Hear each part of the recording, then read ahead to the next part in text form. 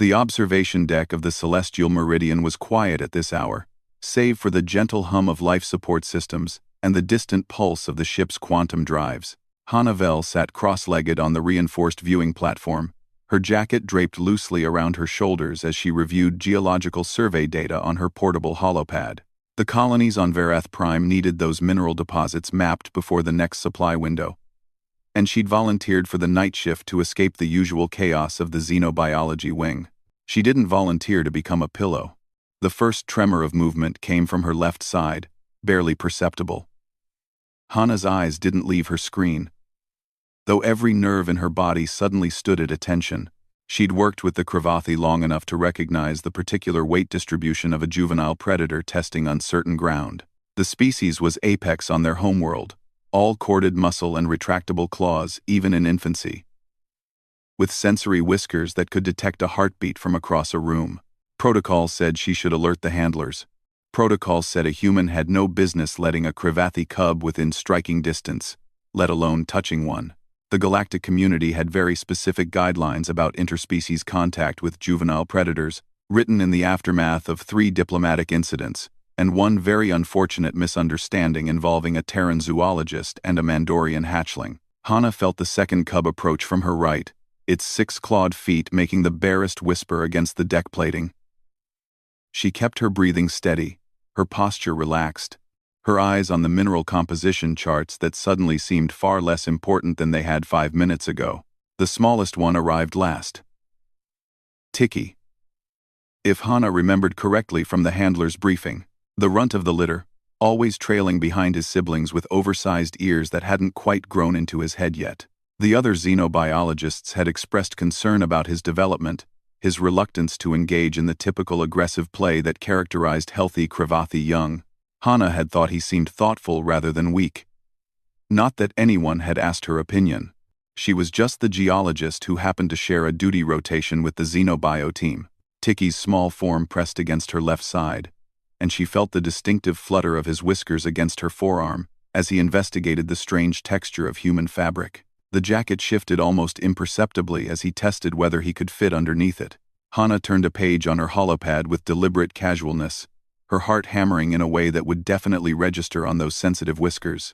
The other 2 cubs, emboldened by Tiki's bravery, began their own careful approach. They moved with the predatory grace that made the Cravathi such effective hunters, but also with the unmistakable uncertainty of children testing boundaries they didn't quite understand. Hana knew what she looked like to them. Humans were an oddity in the galactic community.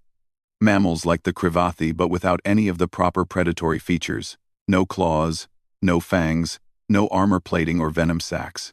Persistence hunters from a death world, yes, but that fact seemed theoretical when faced with a species that could take down prey 3 times their size before reaching adolescence. What the galaxy kept underestimating about humans, though, was their capacity for patience, for stillness, for reading a situation and adapting their behavior to fit the need rather than the rule. One of the larger cubs, his fur still showing the spotted pattern of extreme youth, wedged himself beneath the hem of Hana's jacket. She felt his warm weight settle against her ribs, his triple-beating heart rapid with either excitement or nervousness. The third cub followed moments later, squirming into the space on her other side until all 3 were pressed against her in a tangle of limbs and tails and those impossibly soft whiskers. Tiki's small head emerged near her collarbone, his luminous eyes meeting hers for just a moment. There was intelligence there, sharp and assessing. A question in that gaze.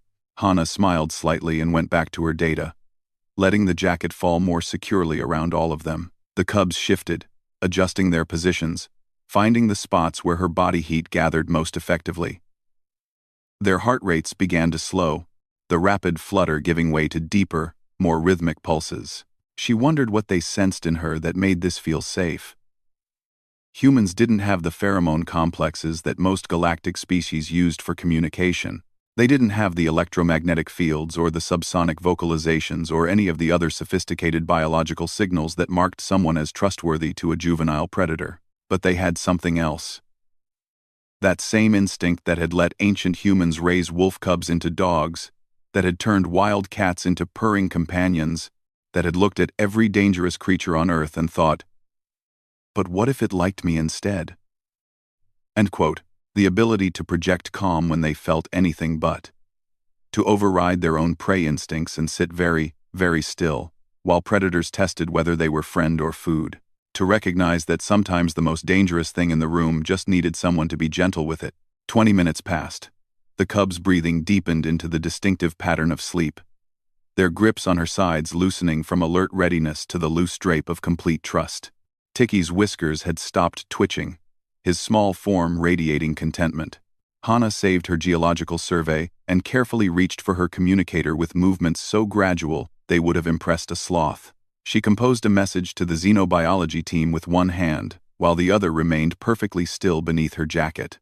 3 cubs sleeping in observation deck. Request handler pickup when convenient. No rush. They're fine where they are. The response came back almost immediately, marked urgent. Vel, are they with you? Don't move. We're coming now. Hana read the message and set the communicator down. Through the viewport, Vareth Prime turned slowly against the star field, its mineral-rich surface glittering with geological promise. The cubs shifted in their sleep, and Tiki made a small sound that might have been contentment. She went back to her survey data and waited. The handlers would arrive in their own time, full of protocols and concerns and very reasonable fears about what happened when apex predators got too comfortable around humans. But for now, in this quiet moment, 3 Cravathi cubs slept peacefully under a human's jacket, and Hanavel pretended not to notice the honor they'd given her. Pretended her heart wasn't melting at Tiki's small, rumbling purr. Pretended she was just a geologist doing paperwork, and not the bridge between 2 species learning that sometimes trust didn't require claws or protocols, or even a common language. Sometimes it just required someone willing to sit still and be kind.